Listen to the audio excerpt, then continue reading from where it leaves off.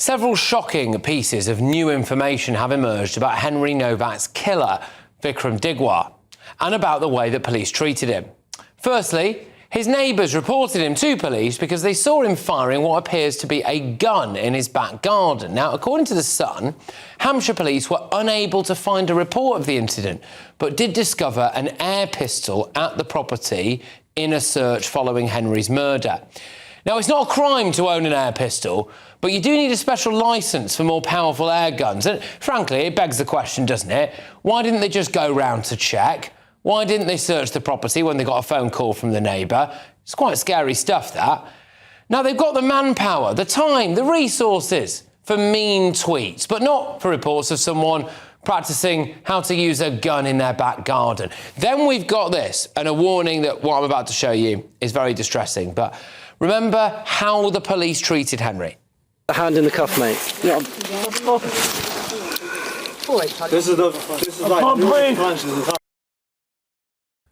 Well, look at this. According to The Sun, after Digwar was arrested for the murder of Henry Nowak, not only was he never handcuffed, but it looks like he wasn't even searched. This meant he was allowed to have a knife with him in police custody. So let that sink in. Digwar, who they thought might have stabbed a teenager to death, was allowed to have a knife with him inside a police station.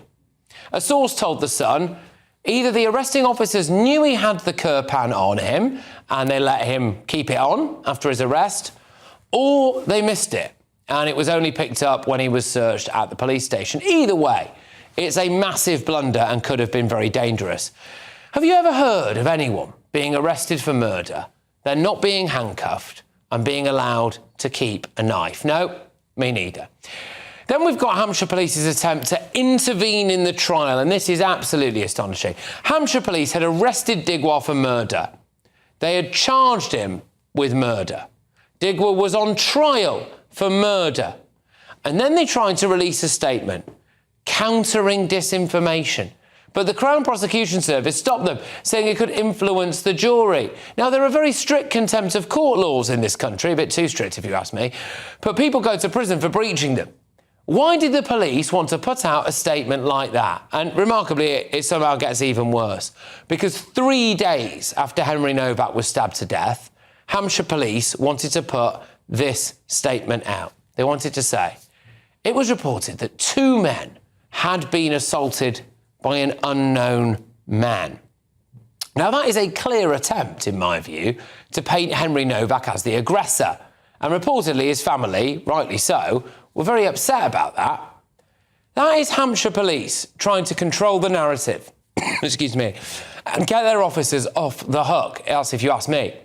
They even knew that they had a recording of the Digwars speaking in Punjabi in the back of a police van, where Vikram apparently admitted to stabbing Henry numerous times, and he agreed with his brother to lie about that. But it's not just the police officers who are under the microscope at Hampshire Police now, no. The full 12-minute phone call made to police on the night of the stabbing has been released. Now, we can't play you that in full for legal reasons. But during that phone call, the call handler was told that Henry Nowak needed medical attention. The call handler, instead, was obsessed with finding out what racist language Henry was supposed to have used. When they finally concocted the lie that Henry had said the P word, the call handler could barely contain his glee. He said, "That's what I needed to know." And now it emerges that there were 2 previous incidents involving Vikram Digwar and a local Sikh temple. We already knew about police being called because they believed that Digwar had stolen £1,000 worth of ceremonial knives. The police confirmed that they spoke to Digwar but did nothing. Why not? The temple is convinced that he stole those knives. Did they find the knives? Now, there's another detail. A few months before Henry's killing, Digwar got into an altercation with another man at the Sikh temple. Digwar threatened a fellow worshipper who claimed that a hot-headed Digwar approached him from behind, grabbed his arm and asked him to talk outside. The young man declined the intimidating offer and community elders had to step in and defuse the tensions.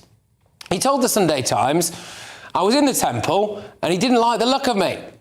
Maybe my beard was cut too short. Maybe I didn't represent the whole look of a baptised Sikh and he didn't like it." Apparently, leaders of the temple raised it with Digwar's parents, who allegedly said that their son could do no wrong. Now, there are two distinct patterns of behaviour that have emerged here, aren't there?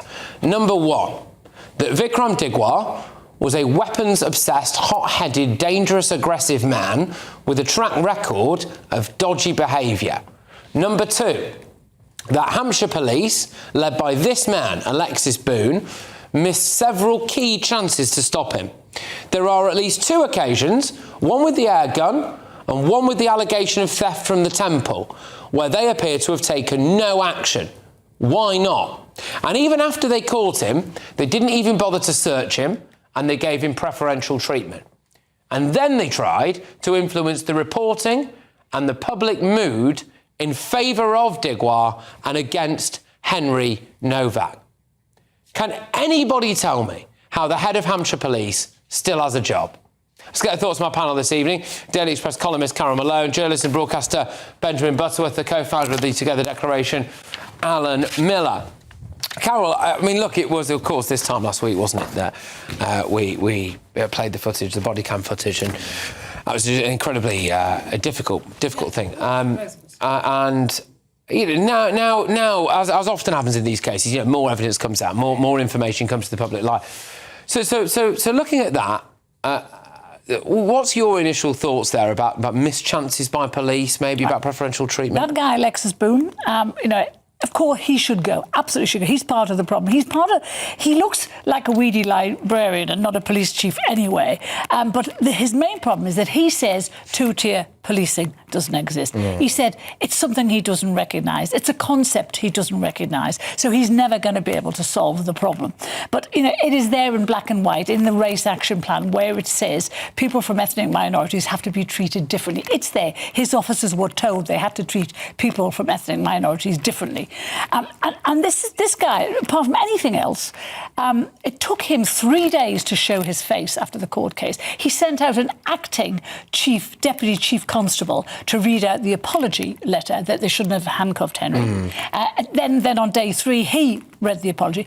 He's asked to meet the parents because obviously he wants to feed them a whole load of flannel about what's gone on and the stuff you just read out. Yeah. But the parents have not agreed to meet him as yet because I suspect they don't want to hear what he has to say. Yeah. This guy is a disgrace to policing. He's like many other police chiefs in this country. He's woked to hell and back. This is a guy, he came from the Met Police he came in 2025. He'd been with the Met Police before that. He had to answer very difficult questions about the death of Chris Cabba and about another guy who was tased by police and fell off Chelsea Bridge and died. So both of these had race connotations to them. So he's obviously running scared of that now, and this is what this is about. Well, he needs to grow a pair, really, because we can't be, and he shouldn't be anywhere near office if this is the way he's behaving. Yeah, I mean, Alan, look, again, the catalogue of missed chances there, but I suppose, you know, one of the standout things for me is that the police had a recording of Digwar and his brother in the back of a police van speaking in Punjabi, where Digwar admitted to stabbing Henry repeatedly once in the chest, where they made no allegations of racism amongst themselves at all, and that they agreed to basically lie and say it was self-defence. And then despite that, they were still up for releasing 2 statements, essentially trying to intervene in the trial, saying that Henry Nowak was the aggressor. And that is really, really shocking stuff. I mean, if you can be any more shocked than by what happened, which is just so terrible and is endemic with the problem that we're faced with, that when you use the R word, this whole idea that you have to treat people differently, and everyone, the nation and internationally have seen that terrible video now. On top of that, you've got a situation where the police are attempting, some might call it perverting the course of justice, but certainly trying to manage the message in a way that, again, is promoting a kind of DEI, Equality Act overview that says, well, you know that if there's ever an incident, it's going to be this one guy who happens to be white and these 2 other people who are assaulted. Then when the family complain, they then try and do it again. Yeah. And you just think it's so endemic. Now, we've grown up for many years now with this idea of, white privilege, white toxicity. But the NPCC, it's not just Hampshire Police, the National Police Crime Commissioners have got a whole policy around this as well that says you have to treat people unequally. We need to get to policing without fear or favour. We've got to have this as a kind of watershed moment that transforms this situation, because a lot of rank and file police officers, we saw it recently in the responses in the Times and others, are saying they are very nervous, they're fed up, they don't like the fact they're having to be managed what they say and what they think, and they want to get on with policing. Whilst this is happening, we know that everything from shoplifting to burglaries and an array of things aren't getting handled. We know what happened with the rape gangs. It's time for it to stop. We've got to get back to policing without fear or favour. Yeah, but Benjamin, I've got some clips I'm going to play in a second, actually, but just whilst we're on this specific aspect of it, yeah, again, I mean, there are questions to answer here. All right, now, look, this air gun that they eventually found may or may not have been legal. OK.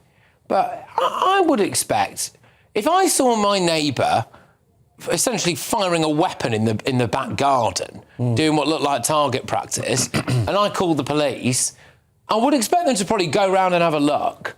And they didn't do that there, and they didn't do anything didn't press any charges about the Sikh knife temple thing. He might deny it. The Sikh Temple are adamant that he stole the knives. I mean, they've banned him. And it just, again, it paints a catalogue of things. And I just don't know if you or I would be treated like that. Well, I mean, there's clearly a police failing, because there were police reports previously. There were concerns raised at the temple. He'd been banned from the temple because of his violent and erratic behaviour. And evidently that wasn't acted on to stop him continuing as he did murder. I think, you don't have to take Carol or Alan's views to come to the conclusion that this police chief is failing to win public trust. And we police by consent. He's gutless. And he is ignoring the public mood. And the fact is that the idea that they originally put out a statement online that said that they were misled at the scene and then deleted it when the body cam footage revealed exactly how obvious it was and how poor those police officers behaved. Now, if your answer to that isn't to rip up the way things work and start again to fix the problem, then maybe you shouldn't be in the job. I just want to move things on slightly, because I think people, possibly in and around Downing Street, don't understand how global this Henry Nowak case is and how much, how widespread the outrage and the strength of feeling has been. I've got a few clips for you here now, and this is one of a Spanish singer called Miguel Bosé, who is apparently he's a massive deal in Spain, by the way, taking the knee for Henry Nowak.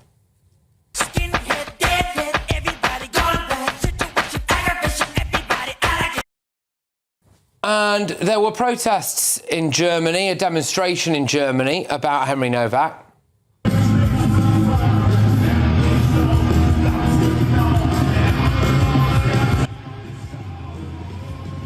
And this is DJ Tom Zanetti, who, did this at one of his gigs. And that's to a boy called Henry Nowak. Give your hands up for Henry Nowak! God bless you, bro. That's amazing. Look, and there's a lot of this going on, and I don't mind saying this. There was an Italian television company that did an interview with me today in this office about, they've sent a crew over to make a kind of mini documentary about the Henry Nowak case and the state of Britain at the minute and what it says about two-tier policing and all this. This has got genuine global cut through. But the thing is, our government's response to this and the Hampshire Police's response to this is to say, no two-tier policing here. Didn't happen. It's just not something that we recognise. Keir Starmer said last week there is no such thing as two-tier policing in this country. It's happening. And as that surprises me. I hadn't seen that before. It's amazing that this is happening. But because that's happening, they have to start taking notice. But you know what? This government never will. It's not going to happen while this Labour government are in power.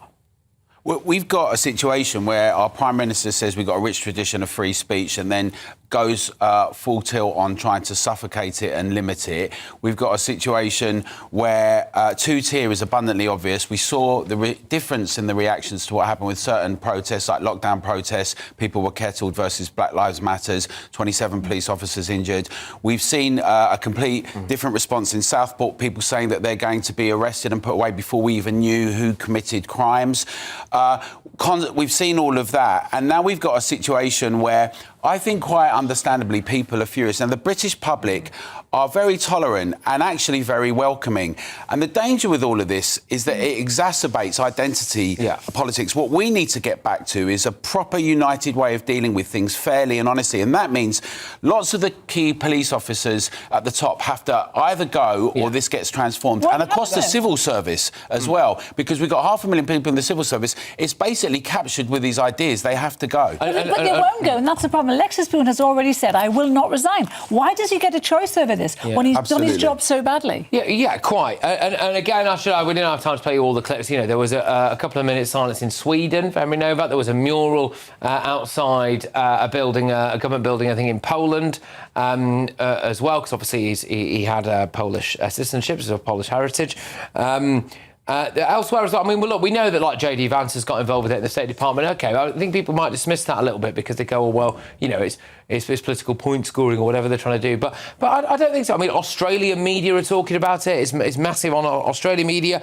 You know, this is a really, really, really big deal that possibly tells you about how people feel in their own countries about the scale of DEI as well. Yeah. There's a reason maybe why this has been a bit of a kind of explosion, because people all around the Western world feel as though they may be in a similar position. But, you know, I think, Benjamin, when the Prime Minister tries to maybe say, oh, you know, we shouldn't state division here by talking about it, all of that, I think he needs to get his head checked, because this Henry Nowak case has gone absolutely global, and people are looking at Britain now. Not just because of this, they really are looking at Britain because of everything that's happened, especially in the last couple of years. We are now an example of how not to run a country, how not to create a society. Well, I don't think we should be making our laws and deciding how police operate based on a Spanish singer's TikTok video taking the knee. I think that's farcical. That's not what he's saying. He's talking about how it's being responded to. Well, we did it because an American football player that no one had ever heard of took the knee. Yes. I don't know what... Colin Kaepernick. Well, that was the Black Lives Matter thing. That was one of the things that started. Well, I don't know. I don't know anything about American football. But, you know, I think there are lots of people who wanted to peddle a grievance about white victimhood, and they are using this awful murder as playing into the narrative that they have been making regardless of this, which is not what the Nowak family said they wanted. It's the opposite of it. Henry Nowak died in the manner that he did because of what's happening. No, he didn't. Yes, he did. He didn't. He died in he would have died anywhere from his Exactly. His murder would have been regardless. I said he died in the manner that he did. How do you feel about the fact that apparently the police either allowed Digwa into a police station with a knife or didn't bother to search him, compared to how they treated Henry Nowak? Clearly that's unacceptable. And I'd say that two things can be true at the same time. So there is an obvious reason to think that there was a bias in their policing. You know, if they looked at a white boy that we suspect they assumed were drunk rather than seriously injured, and they made assumptions that a white boy like that might have been racist.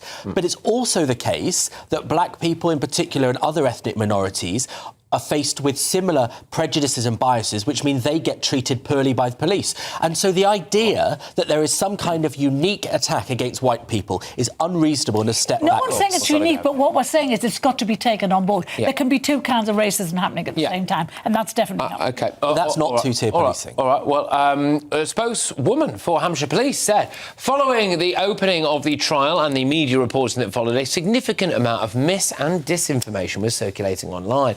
This included requests for information to be shared that had not been fully examined as part of the murder trial. The decision was not to publish, was taken following advice from the CPS. And the CPS said, CPS highlighted to the police that protecting the integrity of the ongoing trial was essential. The risks of referring to any suspect of the evidence before it had been heard by the court and the case had been summed up by the judge and the jury. So, look, there you go anyway, right.